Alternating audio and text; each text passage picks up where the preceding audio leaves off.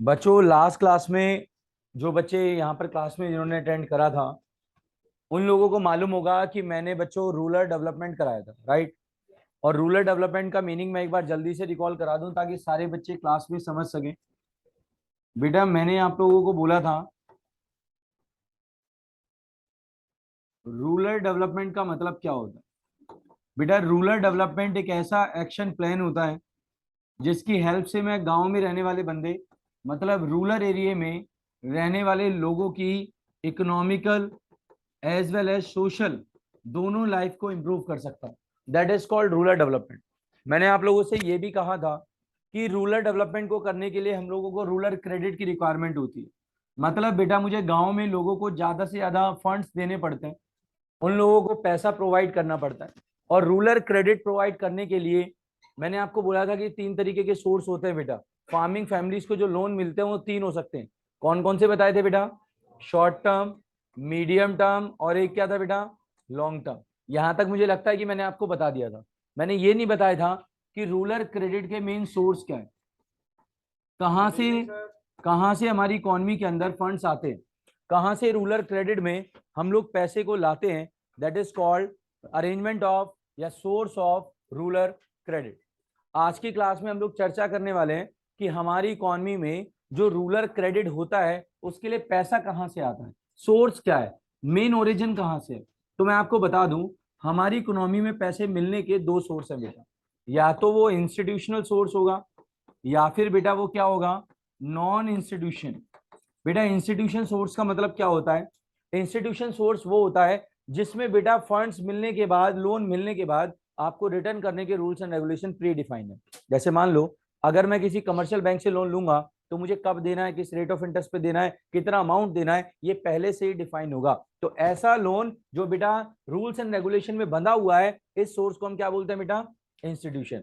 Non institution का मतलब है जिसमें बेटा कोई रूल्स एंड रेगुलेशन नहीं है। जैसे मान लो तुमने अपने फ्रेंड से पैसा ले लिया, जैसे मान लो तुमने अपनी फैमिली से पैसा ले लिया, रिलेटिव से पैसा ले लिया, मनी लेंडर से पैसा ले लिया, तो बेटा ये जो सारे सोर्स होंगे वो नॉन इंस्टीट्यूशन है, यहाँ कोई रूल्स एंड रेगुलेशन डिफाइन नहीं है। बट इंस्टीट्यूशन में रूल्स एंड रेगुलेशन डिफाइन होते हैं। जैसे मैं बात कर रहा हूं, तुमने बेटा कमर्शियल बैंक से पैसा लिया, तुमने बेटा लैंड डेवलपमेंट बैंक से बैंक पैसा लिया है, तुमने बेटा आरआरबीएस रीजनल रूरल बैंक जो होते हैं उनसे पैसा लिया है, तुमने बेटा नबार्ड से पैसा लिया है, तुम लोगों ने कोऑपरेटिव सोसाइटी से पैसा लिया है, सेल्फ हेल्प ग्रुप से पैसा लिया है, ये सारे जो सोर्स होंगे वो क्या कहलाएंगे बेटा? इंस्टीट्यूशन। और हमारी पूरी इकोनॉमी में जो सबसे ज्यादा रूरल क्रेडिट इकोनॉमी को देता है, या मैं यूं कहूं जो अपेक्स फंडिंग एजेंसी है रूरल क्रेडिट के लिए, वो कौन है बेटा? नबार्ड। तो आज हमें नबार्ड के बारे में भी पढ़ना है और इन दोनों के फंक्शन भी पढ़ने हैं। ऊपर हेडिंग डालो पहले, लिखना बच्चों source of rural credit. Rural credit के मेन सोर्स क्या है, कहां से फंड्स आते हैं? लिखना बच्चों सोर्स ऑफ रूरल क्रेडिट, कहां से फंड्स आएंगे? सोर्स ऑफ रूरल क्या बेटा? क्रेडिट। दो सोर्स होते हैं, पहला लिखना, ए पॉइंट डालो और लिखना बेटा नॉन इंस्टीट्यूशन सोर्स। पहला मैं आपको बताने वाला हूं, that is non institutional source. Non institution source क्या है? लिखना बेटा non institution source have been, non institution source have been the traditional source of agriculture, have been the traditional source of agriculture, traditional source of agriculture credit in the Indian economy. Traditional source of agriculture in Indian economy, traditional source of agriculture credit in Indian economy. लिखना, पहला लिखना non institution में it includes, ऐसे लिखना बेटा, it includes money lenders, it includes money, कौन बेटा? Lenders. दूसरा लिखना फैमिली, फ्रेंड्स, फैमिली हो सकती है बेटा, फ्रेंड्स हो सकता है, नेक्स्ट, रिच लैंडलॉर्ड्स, जिनके पास जमीन काफी है बेटा, रिच लैंडलॉर्ड्स या विलेज ट्रेडर्स, गांव का कोई व्यापारी, विलेज ट्रेडर्स, विलेज क्या बेटा, ट्रेडर्स लिखना। In this source there is no predefined rules and regulation. In this source there is no predefined rules and regulation are mentioned.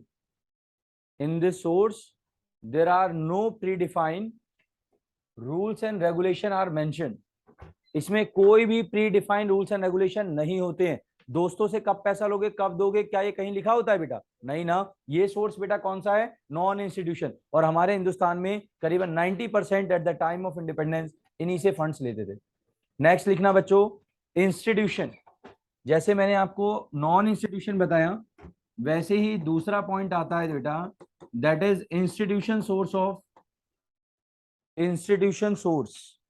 पहला नॉन इंस्टीट्यूशन है, दूसरा है इंस्टीट्यूशनल सोर्स। लिखना, it refers to those sources. Institutional क्या होते हैं बेटा? It refers to those sources where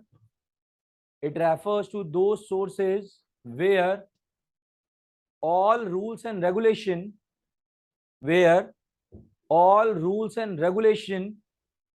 are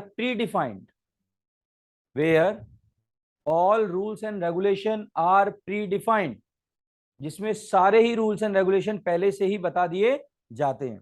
it includes cooperative credits, it include cooperatives, credit, land development bank, cooperative credit, land development bank, RRBS बेटा, regional rural bank. ये हमारे ग्रामीण क्षेत्रों में देखने को मिलते हैं, रीजनल रूरल क्या बेटा, bank. Commercial banks, regional rural bank, RRBS। क्या कह रही, किसके में? अरे एस का मतलब बैंक्स का एस है वो, रीजनल रूरल एस पे बड़ा ध्यान है तेरा। रीजनल रूरल क्या बेटा? अरे बदतमीज। हाँ, रीजनल रूरल बैंक। आगे लिखो नबार्ड। एक लिखना बेटा नबार्ड। नबार्ड तो सबको मालूम ही होगा बेटा, आपने पहले भी पढ़ा होगा। रीजनल रूरल बैंक और क्या बेटा? नबार्ड। नबार्ड का मतलब लिख लो बेटा, national bank for agriculture and rural development. NABARD का मतलब होता है national bank for agriculture and rural development. ये क्या है, इसका काम क्या है, वो सब बताऊंगा। National rural bank for agriculture, national bank for agriculture rural development. आगे लिखना बेटा सेल्फ हेल्प ग्रुप। अभी ये सब एक्सप्लेन करा दूं। सेल्फ हेल्प ग्रुप्स बेटा, बहुत सारे सेल्फ हेल्प ग्रुप्स होते हैं।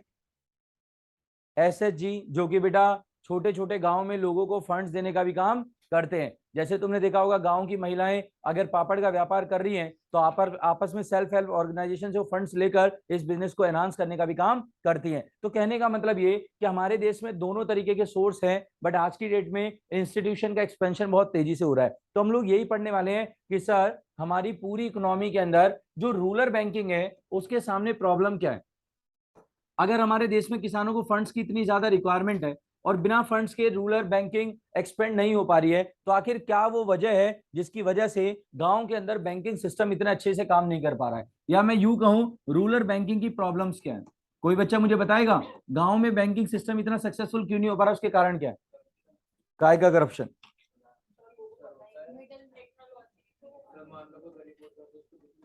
उसको दुखी करते हैं बेटा। पहला पॉइंट हो सकता है इनसफिशिएंसी ऑफ फंड।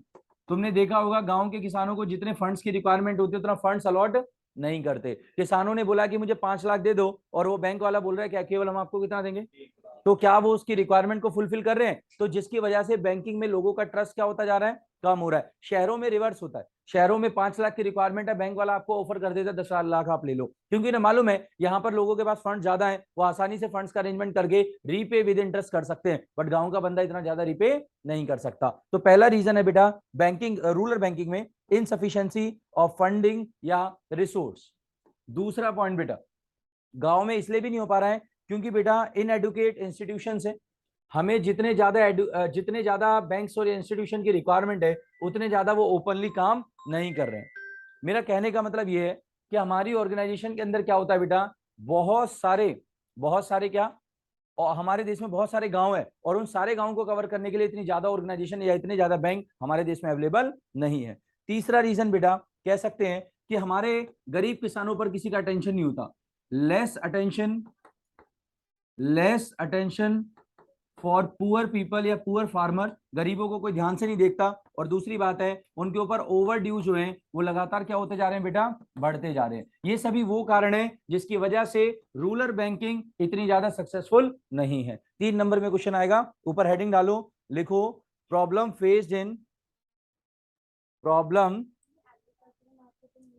अभी नहीं करा, अभी इसके बाद लिखना बेटा, problem faced in rural banking. 1 minute बेटा वेट करना।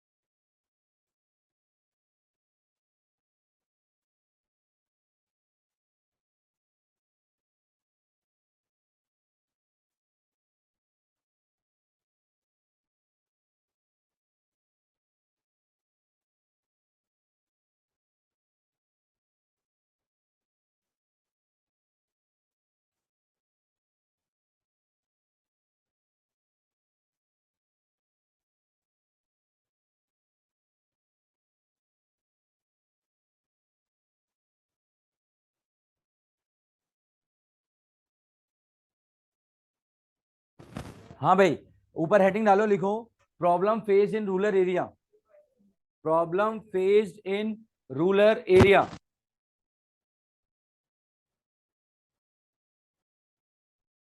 रूरल बैंकिंग लिख लो, सॉरी एरिया बोला मैंने। प्रॉब्लम फेस्ड इन रूरल क्या बेटा, बैंकिंग। पहली प्रॉब्लम लिखना, फर्स्ट प्रॉब्लम इनसफिशिएंसी इन क्या बेटा, इनसफिशिएंसी, अभी बता रहा हूं, लिखवा रहा हूं, लिख आगे। The volume of rural credit, insufficiency को थोड़ा सा एक्सप्लेन करा रहा हूं। The volume of rural credit, the volume of rural credit in the country, the volume of rural credit in the country is still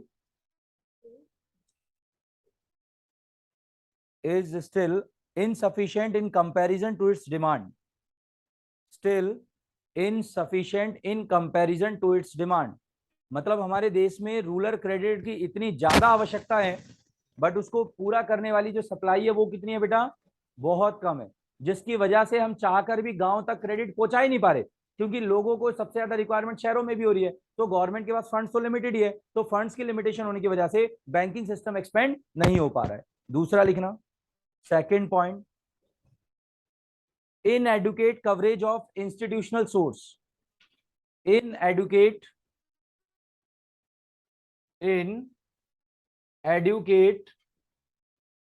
inadequate coverage of institutional source. और बेटा ये भी एक बहुत बड़ा कारण है कि हमारे देश के जितने इंस्टीट्यूशन सोर्स हैं वो पूरे हिंदुस्तान में नहीं आ पा रहे हैं, जिसकी वजह से प्राइवेट प्लेयर्स बीच में आ जाकर हाई रेट ऑफ इंटरेस्ट पे लोगों को फंड दे रहे हैं। Inadequate coverage of institutional source लिखना बच्चों, अभी अभी थोड़ी देर बाद। द इंस्टीट्यूशनल क्रेडिट, पहले स्टेटमेंट पूरी हो जाए फिर बताता हूं। The institutional credit, the institutional credit arrangement continue, the institutional credit arrangement continues to be inadequate, continue to be inadequate as they have failed, as they have failed to cover the entire rural farmers, as they have failed to cover, as they have failed to cover the entire rural farmers of the country। मैं repeat कर देता हूं बेटा, the institution credit arrangement continue to be inadequate as they have failed to cover the entire rural farmers of the country. हाँ बेटा, अब अपना doubt लो, क्या बोल रहे थे? मैंने बात बोला कि हमारे पूरे हिंदुस्तान में रूरल क्रेडिट कन्वर्ट नहीं हो पाता है, लोगों तक इतने ज्यादा बैंक्स नहीं पहुंच पा रहे हैं, जिसकी वजह से रूरल बैंकिंग अच्छी नहीं हो रही। हाँ बोलो।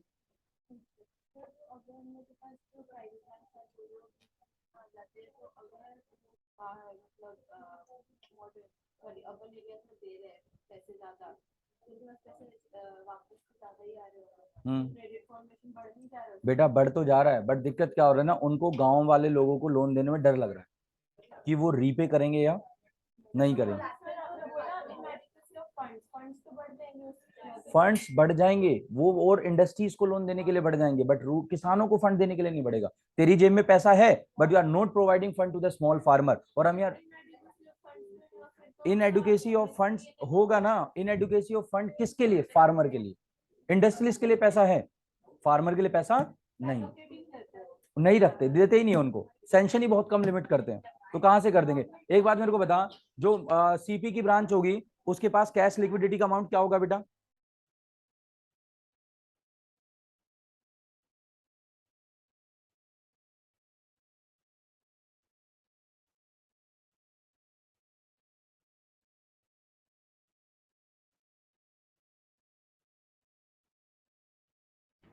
डाउट लीजिए Bansal ji. Self help group आपस में कहीं रजिस्टर्ड नहीं होती है।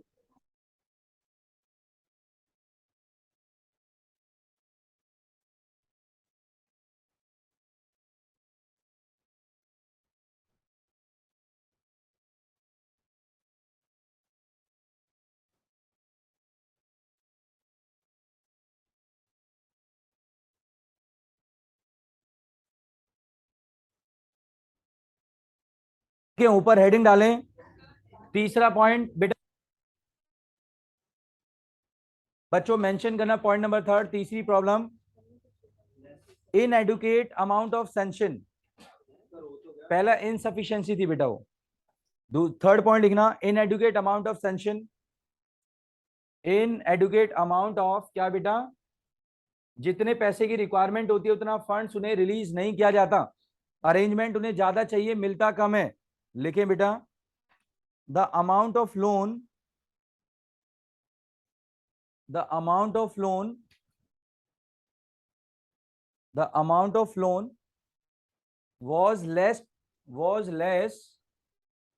in comparison to its demand, was less in comparison to its demand, so that farmers are unable to purchase modern inputs, so that farmers are unable to purchase modern inputs for producing more output, unable to purchase modern inputs for producing more output. भाई सीधी सी कहानी है, गांव के किसानों को अगर ज्यादा बड़ा हैवी पैसा नहीं मिलेगा, लार्ज अमाउंट नहीं मिलेगा, तो वो मॉडर्न इनपुट्स को बाय नहीं कर पाएंगे। परचेज मॉडर्न इनपुट्स, बेटा एक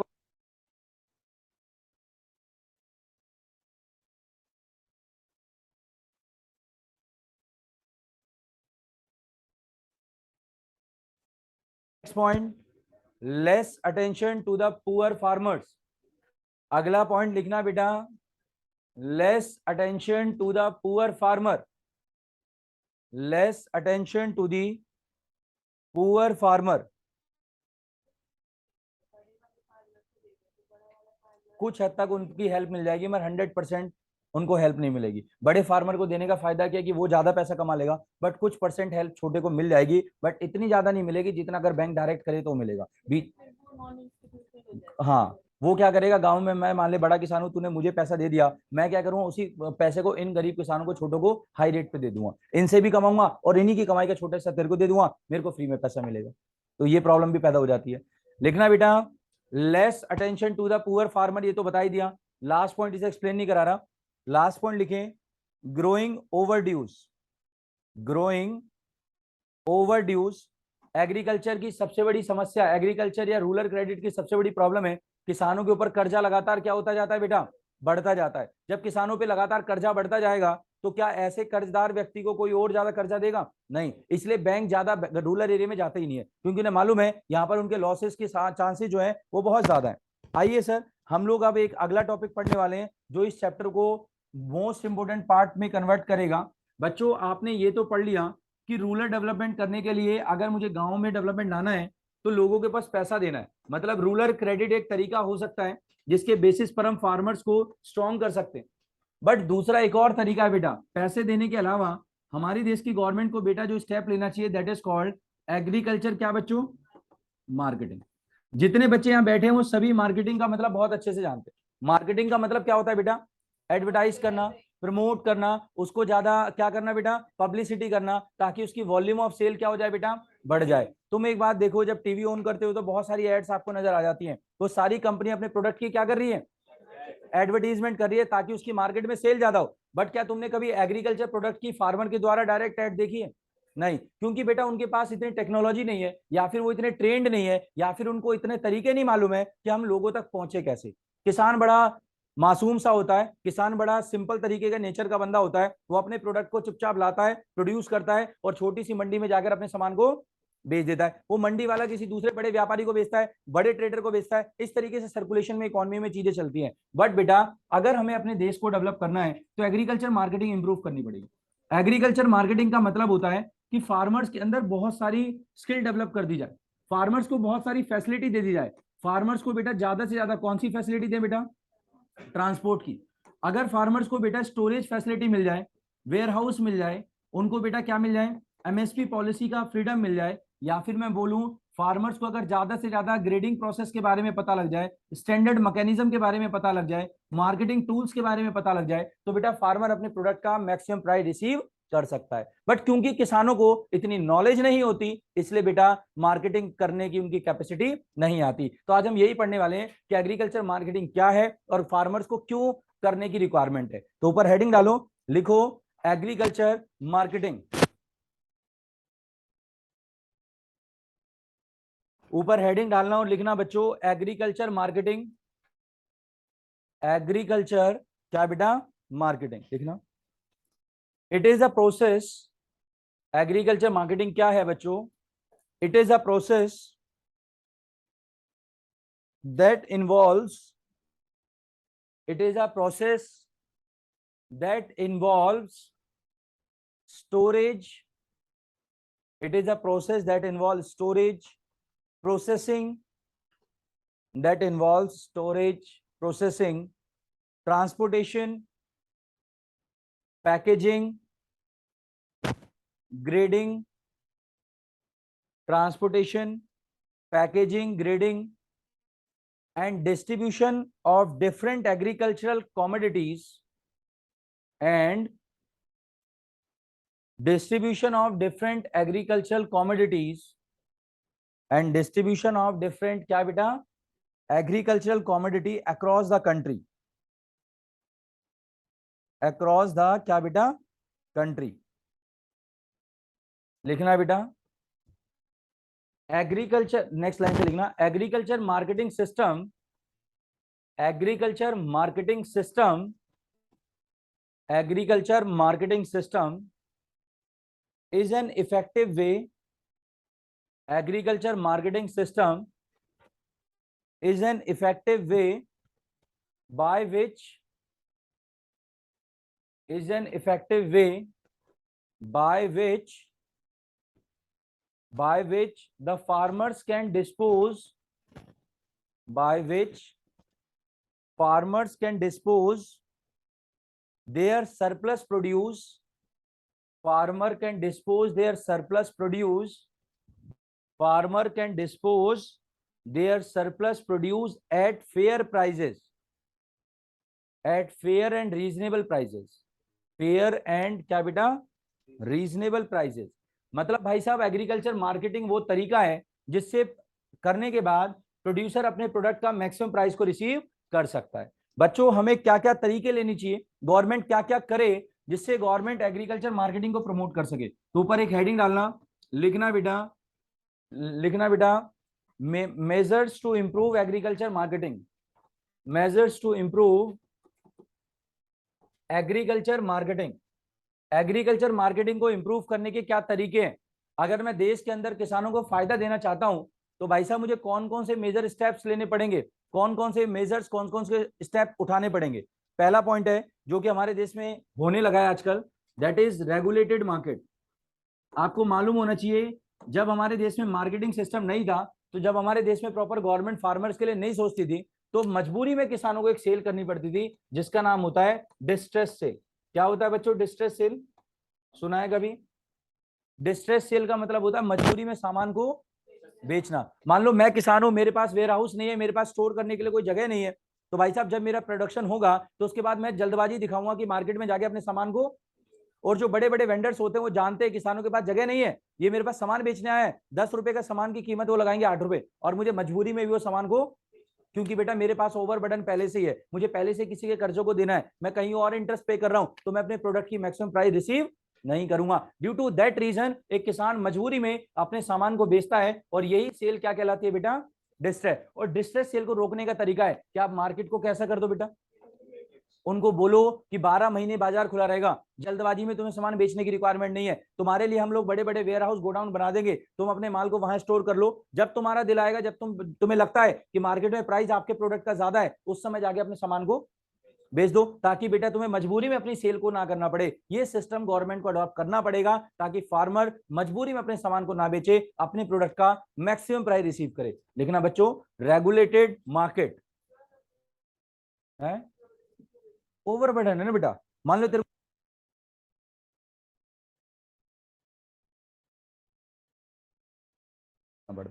लेकिन बेटा regulated market,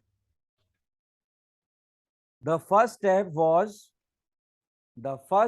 was regulation of market, the first step was regulation of market, the first step was regulation of क्या बच्चों market, to create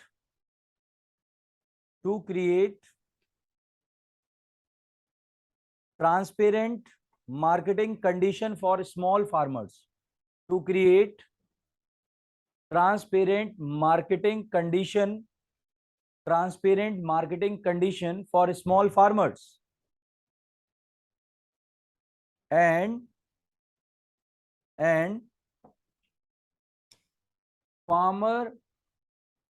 farmer can sell their product at reasonable price, and farmer can sell their product at reasonable price and avoid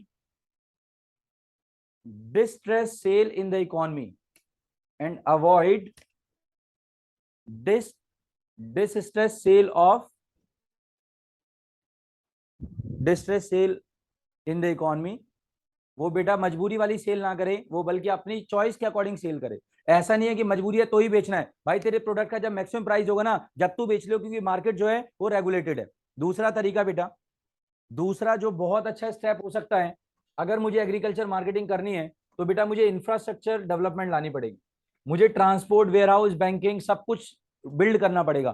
ताकि किसानों को extra charge in सब चीजों का पे ना करना पड़े। मान लो मेरे पास पैसा है, मैंने हर हर गांव में जा जाकर अपने वेयर हाउस प्राइवेट बना लिए, तो मैं प्राइवेट बना दूंगा तो किसानों को बेचारा वेयर हाउस में भी तो पैसा देना पड़ेगा, तो उनकी इनकम का सोर्स वहां भी क्या हो जाएगा, कम। तो गवर्नमेंट को बेसिक इंफ्रास्ट्रक्चर डेवलप करना पड़ेगा ताकि हर एक किसान को फ्री में बेनिफिट फैसिलिटीज मिले। लिखना बेटा, इंफ्रास्ट्रक्चर फैसिलिटीज, इंफ्रास्ट्रक्चर फैसिलिटीज। लिखना बच्चों, the government aims to provide the government aims to provide the government aims to provide physical infrastructure facilities like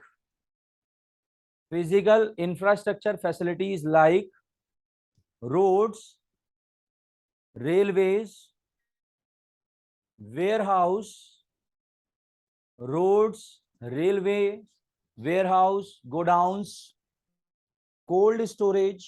ये बना के देना पड़ेगा बेटा, क्योंकि सब्जी फ्रूट्स तो बेटा खराब हो जाएंगे नहीं तो। Cold storage, warehouse, godowns and processing units, क्या बेटा, यूनिट्स। लिखना, the current infrastructure facilities are inadequate to meet the growing demand and need to be improved. और जरूरी है कि बेटा हम लोग इन सारी चीजों में डेवलपमेंट लगातार करते रहें, एक साल नहीं बल्कि हर साल हमें करना पड़ेगा ताकि किसानों को बेसिक इंफ्रास्ट्रक्चर बिल्डअप होकर मिल जाए।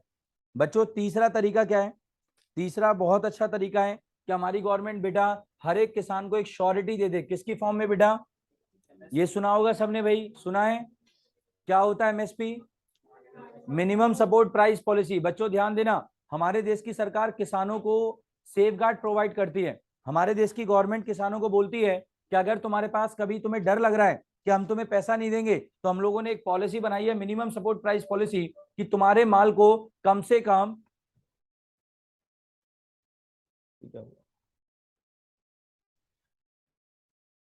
डिफरेंट पॉलिसी, क्या बच्चों, इंस्ट्रूमेंट। हमारे देश की सरकार बहुत सारी पॉलिसी बनाती है जिसमें दो पॉलिसी मेन है। पहली लिखना MSP, minimum support price policy, minimum support price policy. MSP क्या है, लिखें बेटा, to safeguard the interest of farmers, to safeguard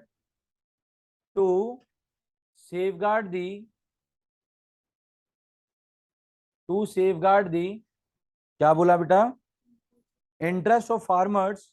government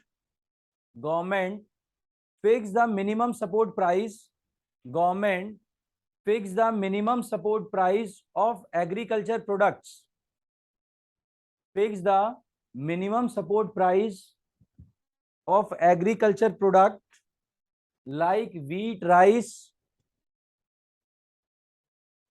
pulses, sugarcane, wheat, rice, pulses, sugarcane, जो खाने पीने का सामान है उनके लिए एमएसपी डिसाइड कर देती है। sugarcane,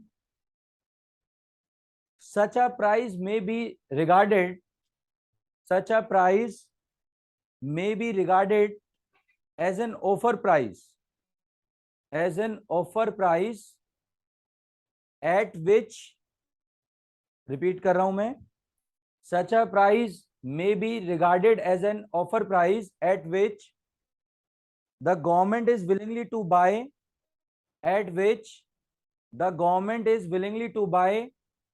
at any amount of produce from the farmer. Government is willingly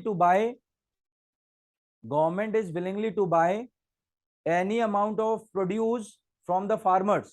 simple सी एक कहानी है, सरकार ने बोल दिया कि भाई हम मान लो गेहूं को 1500 रुपए क्विंटल लेंगे। अब 1500 रुपए अगर मिनिमम सपोर्ट प्राइस पॉलिसी तय कर दी, चाहे किसान 1 टन बेचे चाहे 1000 टन बेचे, उसको मगर प्राइस जो मिलेगा वो कितने का मिलेगा बेटा, 1500 का। मतलब गवर्नमेंट फार्मर्स को सेफगार्ड प्रोवाइड करने के लिए क्वांटिटी डिसाइड नहीं करती है, बल्कि क्या डिसाइड करती है, प्राइस, ताकि बेटा किसानों को ये डर ना हो कि हमारा माल बाजार में बिकेगा ही नहीं। सरकार ने क्वांटिटी पर बैन हटा दिया, क्वांटिटी जितनी मर्जी प्रोड्यूस कर लो, सबको प्राइस देंगे, बट वो प्राइस का डिसीजन कौन लेती है बेटा? गवर्नमेंट। कम से कम किसान इस तरीके से सेफ तो है कि मेरा प्रोडक्ट मार्केट में इस प्राइस पर बिकेगा, ताकि उसकी इनकम की श्योरिटी है और वो खेती को लगातार करे। ये सब बेटा एग्रीकल्चर को प्रमोट करने के लिए किए जाते हैं। एक और दूसरी पॉलिसी बता दूं, गवर्नमेंट एक और अच्छा स्टेप लेती है। एमएसपी के अलावा गवर्नमेंट ये भी कहती है कि हम लोग अपनी कंट्री का मेंटेन करेंगे बफर स्टॉक। बच्चों, ये बफर स्टॉक मेंटेन करने के चक्कर में ही गवर्नमेंट एमएसपी दे पाती है। अगर गवर्नमेंट को बड़े बड़े गोडाउन्स में अपने माल स्टोर ना करना पड़े ना, तो सरकार इतना अनाज को कभी खरीदेगी भी नहीं, क्योंकि इमरजेंसी के टाइम में ये सारा फूड क्या होता है? यूज में आता है, दूसरी कंट्री की हेल्प में भी यूज आता है, और ज्यादा सामान होने की वजह से ही इन गुड्स के मार्केट में प्राइस क्या होते हैं। अगर बेटा सामान स्टोर ना करे ना, ज्यादा सामान ना हो, तो इन चीजों की एसेंशियल प्रोडक्ट की प्राइस भी क्या हो जाएगी। और गवर्नमेंट का मेन काम क्या है? प्रोडक्ट के प्राइस को लो रखना, स्पेशली एग्रीकल्चर के, राइट। इसलिए गवर्नमेंट बफर स्टॉक भी मेंटेन करती है, ताकि गांव में एग्रीकल्चर मार्केटिंग प्रॉपर हो। लिखना बच्चों, मेंटेनिंग ऑफ बफर स्टॉक, दूसरी पॉलिसी बता रहा हूं, सरकार की नीतियों का पार्ट है कि आपको मेंटेन करना ही करना पड़ेगा बफर स्टॉक। मेंटेनिंग ऑफ, हाँ जी बेटा, हाँ पीडीएस भी आ सकता है, डिफरेंट पॉलिसी में ये, हाँ स्टेट्स के पास होता है। जैसे मान ले कोई दिल्ली से है, कोई हरियाणा से है, नहीं, ये स्टेट वाइज होता है, ये डिपेंड करता है ना भाई। अब जैसे मान ले अगर तू मुंबई में जाएगी, तो मुंबई में कोई एग्रीकल्चर करता ही नहीं है, तो वहां पर तो उनकी प्रोडक्टिविटी क्या हो गई?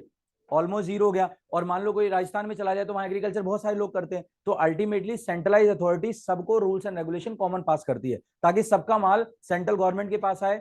बफर स्टॉक पर पूरा कंट्रोल किसका होता है? बहुत करते हैं भाई। अगर ये ना करे ना, तो जो अनाज तेरे को सस्ता मिल रहा है ना, आटा तेरे को बढ़िया 40 रुपए केजी मिल जा रहा है, वो 2000 रुपए केजी हो जाएगा। तो वो मेंटेन, आटा जो है जो लोग खरीद रहे हैं बहुत लो प्राइस पर, वो इतना ज्यादा लो नहीं हो पाएगा गवर्नमेंट। हमारे देश में तो नहीं हुआ। हमारे देश में 70% लोग खेती करते हैं, तो कभी इस चीज की कमी नहीं होगी ना। 70% लोग एग्रीकल्चर कर रहे हैं, तो सबका प्रोडक्शन कितना होगा? बहुत ज्यादा। और गवर्नमेंट इतना बफर स्टॉक मेंटेन करने के बाद भी अनाज क्या रहता है? वेस्ट रहता है। तो इसलिए प्राइस हमेशा क्या रहेगा बेटा? हमारी इकोनॉमी में अगर इंडस्ट्री, जैसे एक बात बता, गल्फ कंट्री में, दुबई वगैरह में खाने पीने के प्रोडक्ट की प्राइस क्या होती है? हाई होती है। और जनरल चीजों का प्राइस वहां क्या मिल जाएगा? गोल्ड क्या मिल जाएगा? सस्ता। और हमारे देश में गोल्ड का प्राइस क्या है? और बेटा खाने पीने का सामान क्या है? वो तो प्रोडक्टिविटी ऑफ इकोनॉमी के ऊपर डिपेंड कर रहा है ना, कि हमारी कंट्री का नेचर कैसा है, हमारा देश क्या प्रोड्यूस कर रहा है। जो ज्यादा प्रोड्यूस करेगा उसका सामान, सिंपल सी कहानी है। लिखो बेटा, maintaining of buffer stock, maintaining या मेंटेनेंस ऑफ बफर स्टॉक, कुछ भी लिखो। एक इंडिया ने एक एजेंसी है बेटा, शायद तुम जानते होगे, एफसीआई के बारे में सुना है? इसका मेन काम यही तो होता है, बफर स्टॉक को मेंटेन करना। और हिंदुस्तान की बहुत बड़ी कंपनी है जो पूरे हिंदुस्तान के स्टॉक को मेंटेन करने का काम करती है। लेकिन हाँ, कहाँ पता लगता है? हाँ, इनका काम बेटा बहुत है, बैक एंड में काम करते हैं, फ्रंट एंड पे दिखते नहीं है। फ्रंट एंड में तो मोदी जी हाथ हिलाते हैं बस। लिखो, मैं मतलब हाँ, मेरे को तो फेवरेट है वो। लिखो, food corporation of India, FCI, food, क्या बोला मैंने? कॉर्प हाँ, food corporation of India purchase wheat and rice, purchase wheat and rice at their minimum prices, purchase wheat and rice at their minimum prices to maintain buffer stock, to maintain, क्या बेटा? to maintain buffer stock,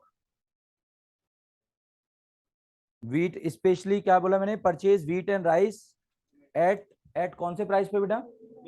at minimum price to maintain buffer stock, to maintain buffer stock. Buffer stock is created in the year, buffer stock is created in the year of surplus production. Buffer stock is created in the year of surplus production.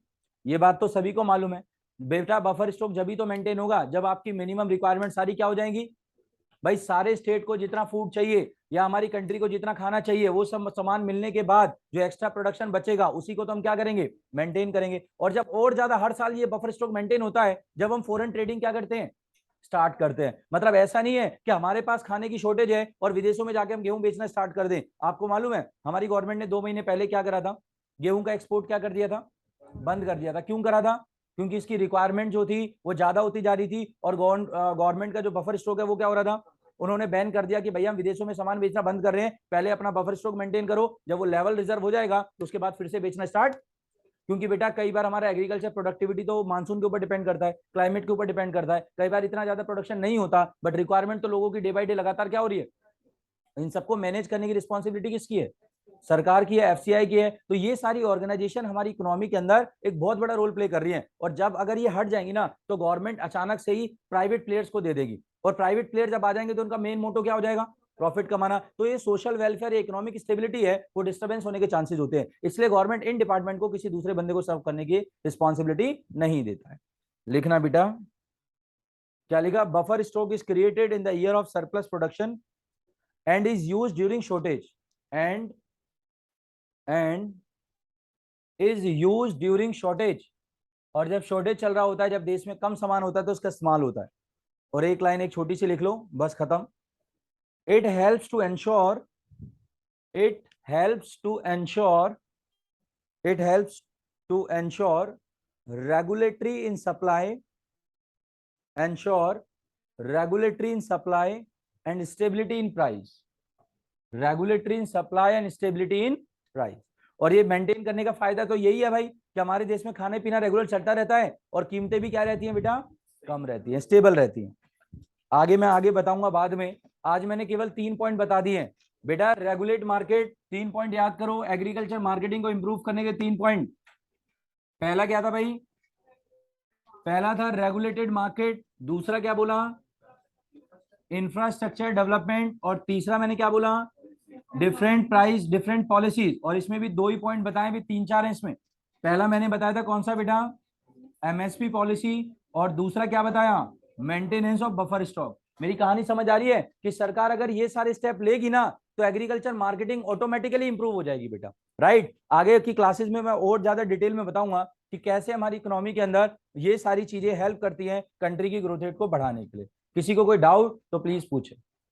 हाँ आप बोलो बेटा, एक second online वालों से पूछ लूं। हाँ भाई, आप लोगों को कोई समस्या है क्या, कोई बच्चे जो क्लास ले रहे हैं, एंजेलिना, अथर, पलक? नहीं सर। चलो इतना पढ़ना, फिर हम लोग आगे ही क्लास में करें।